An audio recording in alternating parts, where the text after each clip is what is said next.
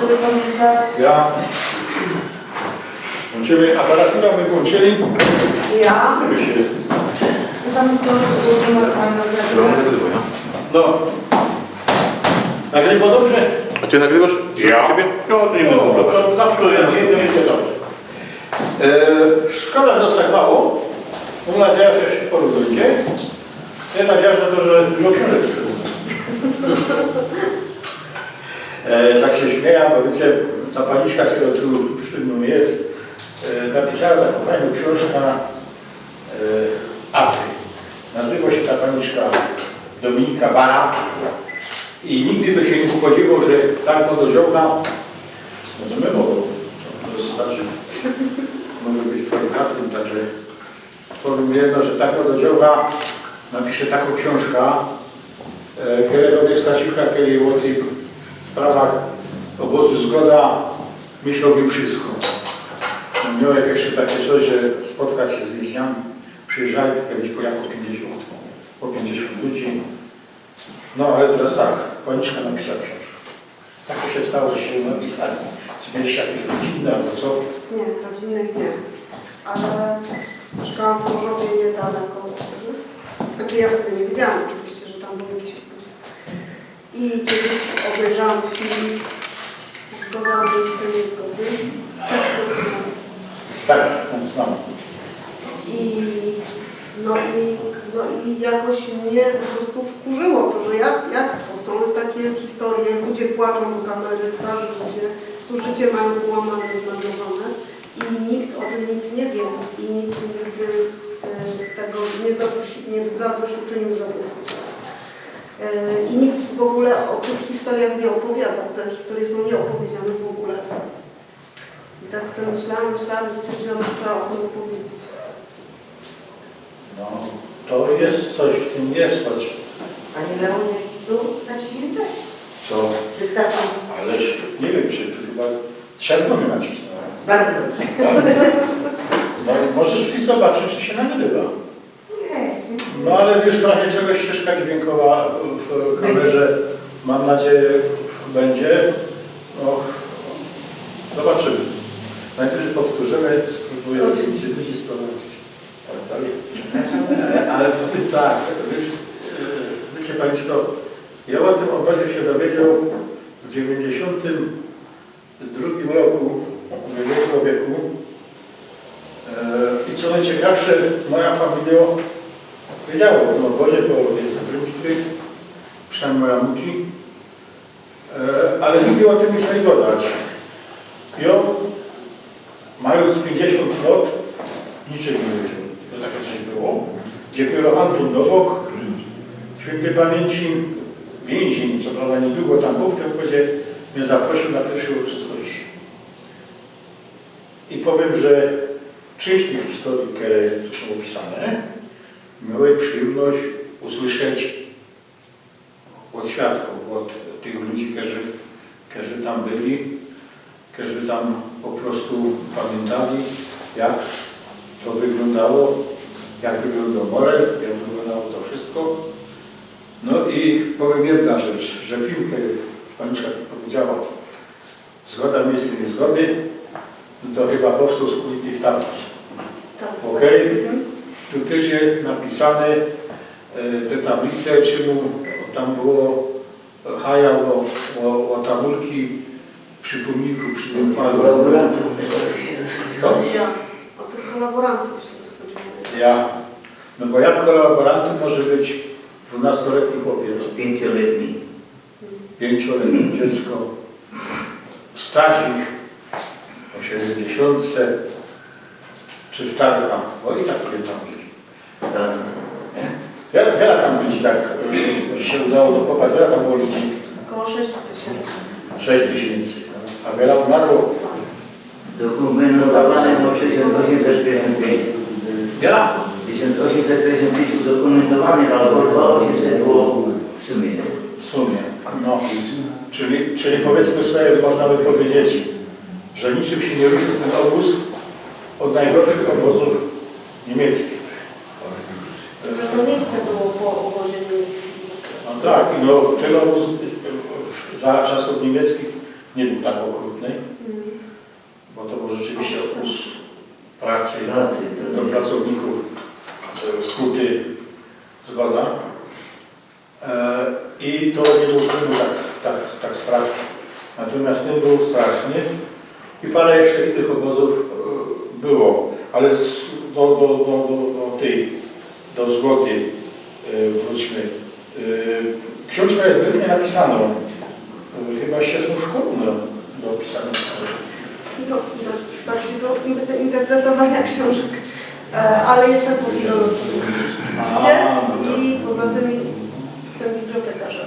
Ale to widać. Wiecie, to widać, jak jest książka napisana przez fachowca, przez dziennikarza, przez kogoś, kto skończył takie studia, to ona jest napisana inaczej niż ja bym napisał, bo ja bym jechał tak, wiecie, chronologicznie, nie?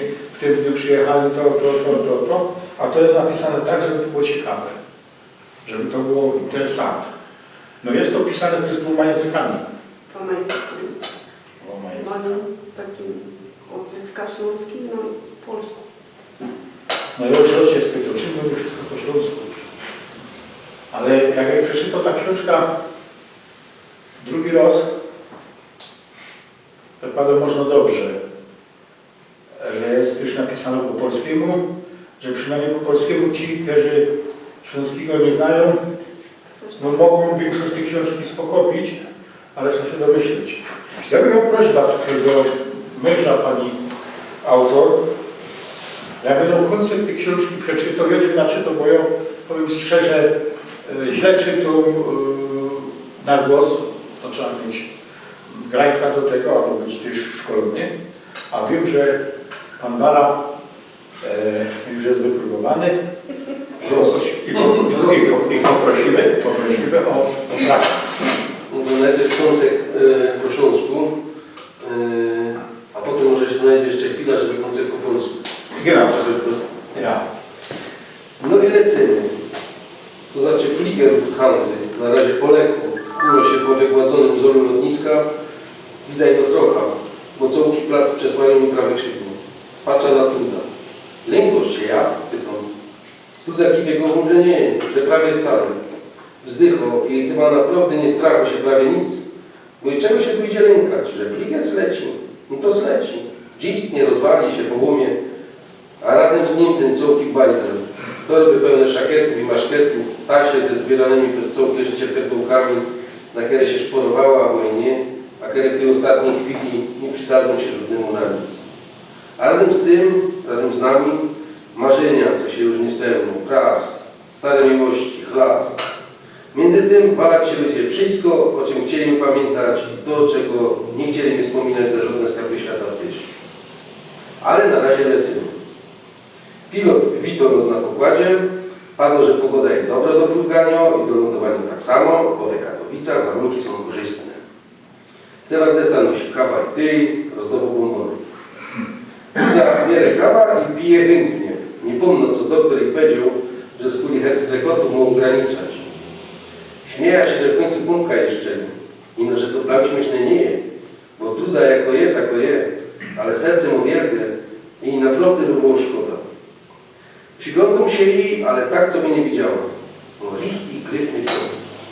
Chociaż czas, kiedy przelos, niewolny przeca od trosku było study, postawił jej trochę bruzdów, ale bez to truda zdaje się być jeszcze gryfniejsza. Wspominam się te roski sam w tym niemieckim fligrze, jak łowocyłem ją pierwszy raz. Była całki na biało. Nie, to nie było we kościele. Leżałem w lazarecie z połamaną szłaką. Potem w czynie społecznym zleciał rzek z rusztowaniem. Stadion śląski wybudowali. Ja, takie to były czasy.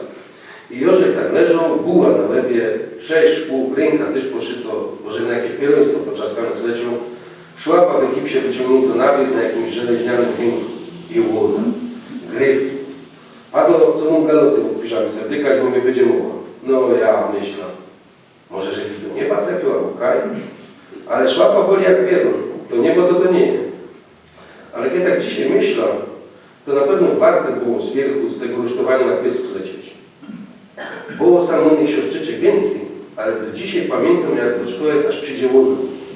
O tym już wiedziałem, że trudna. To z jasnymi lokami i najpiękniejszym uśmiechem na świecie. Boczkołek aż się nachyli i pokilą mnie włosami po ubolałej gębie, jak przyniesie ciepłą woń młodej skóry, mydła, rumianku w tej sterylnej, lazaretowej, białej śmiertka izbie.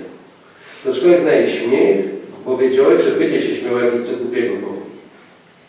Tak śmieje się i teraz, chociaż mu 85 lat. Ale nic nie wygląda na teraz. Patrzę, ale nic nie godzą. Przez te wszystkie lata Truda nie przywykła do ciepłych godek, komplementów, ani żadnego ukazywania uczuć. Myślisz Truda, widzisz konkrety. Szmita z Krezłusztym albo ze Chałskiej na śniadanie, łobiot czy ćwierć na drugo, w sobota chałpa na glanc, a bez reszta czasu żadnej zbędnej godki. Zaś się przypochlebiusz, godała z Gani Mundycki, jak słyszała co miłego, odgarniała przy tym te jasne dałe i śmiała. Jakby nie wierzyła, że to dobrze. Najczęściej zaś, a był to szczyt uprzejmości kurtuazji w jej wydaniu, było ciepnięcie krótkim, ja, ty jest głupi. Albo tak samo ciepła, ty masz ipi. I w ten czas już było na zipę wiadomo, co Truda mi naprawdę przaje. Brawo. No, powiem, przepraszam, ale słyszę ten tekst, znaczy 2 razy go czytał, 2 razy słyszał. To już nie powinno, że tak powiem, odbornić, ale co z tym, to mi się robi miękko, bo słyszę, że ci ludzie, którzy z tego obozu, bo to tam wynikło w zdaniu czytanym, Truda przeszła w obozie Piechynna. Przeszła coś, co może nie jeden nie przeżył. A ona zachowała radość życia. No i to trzeba powiedzieć, że to te więźniowie, te wszystkie, co tam miały przyjemność się z nimi kawę napić, połoczali, to były takie trudy. To byli ludzie, którzy powiedzieli, jak było, ale nie robili z tego jakiegoś tam chęci zemsty. Nie było w tych ludziach żadnej zemsty, żadnej chęci tam, ten to ją, bardziej tak padł, a łapku z tych wszystkich acharów i zrobić z nimi porządek, nie? A ci ludzie jednak byli insi. I to z twojej książki sam działka wynikało, że straszna była tam ten ich los. A jeszcze jedną, powiem ci, napisz następną książkę, proszę. Można już nie o obozie, Nie, o obozie to już już daje się pokój, ale opisz może takie fajniejsze rzeczy są, liczniejsze są, piękne, o miłości, o jakichś takich tych, o takie romany padają, że romany czytają. No, że wszyscy czytają romany, jak można też, ja to romanów nie czytuję, ale po środku to można by przeżyć domu. Czy mogę jeszcze trochę wtrącić? To wiem, bo mam takie informacje, że to się już dzieje. Roman może to nie będzie, ale... No ale taki, żeby na sobie popłakać. Ale też się będzie szkliło. Aha. Będzie ze szklona. No to fajnie, bo... Bo ja to czytał 5 razy, a tyś się nie odpowiedział. A ta końcówka to jest już taka, że gdzieś się... Jest siła, w tej książce jest siła i powiem tak, że roztomaj te książki niekiedy ludzie piszą się, aż takie są fest, te książki no, nieprzeciętne, ale powiem, że nasze śląskie nowe elity, które rosną, no to jesteś już tą śląską elitą. Bo ci, co piszą książki, ci, co piszą wiersze, jak dyrektor sam tej placówki po śląsku, to jest elita śląska. To jest to, co na Śląsku zawsze było wygoniane. No tak. Co zawsze było odciepłowane. Bo mało w to wie, ale elita Śląska to była elita Niemiec. Największe umysły, powiedzmy się, techniczne, fizyczne, tam chemiczne, nagrody Nobla, to były ze Śląska. No, co prawda też był jeden taki, co padał Adolfowi Hitlerowi, jemu w zoce, że się mogła siebie nazywać Ślązokiem, nie? To dostał Nobla z literatury. Mało kto o tym wie. Gerhard Hauptmann, jak tak ktoś chciał, tam napisał takie futro w obroble i tkaczy za te pisma, dostał Nobla i był tak w zoce, że nawet Rusy go nie wyciepli z jego willi, jak wyciepowali wszystkich ze Śląska, no i no poczekali aż umrze, a potem dopiero wykludzili tam ta reszta, co tam mieszkała, no bo niemieckość Niemców trzeba było wykludzić, ale odwagi nie mieli Hauptmana za życia wyciągnąć, bo był zbyt znanym no, lewicowcem, można by tak powiedzieć, socjalistą. No, a nie mogli się pokazać, że oni taki umysł wybitny po prostu mogą wyciepować. No i no, takich elit trzeba. Elit trzeba do młodzieży, trzeba, żeby te młode szły do przodku, ale dobra.